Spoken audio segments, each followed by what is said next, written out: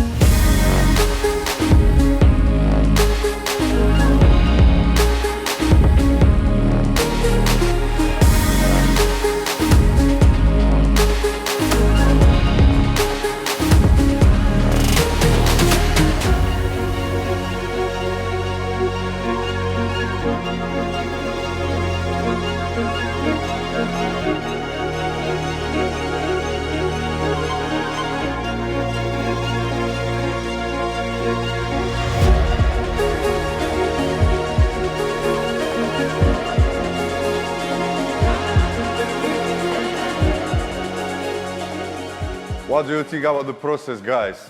Personally, I love this car, and especially the mix of the color with gloss black trims and this beautiful color was fully protected on the front end high impact areas with PPF, mirrors, A-pillars, front roof, bumper, bonnet, headlights, even these little red stripes on the grille was buffed, paint corrected and ceramic coated.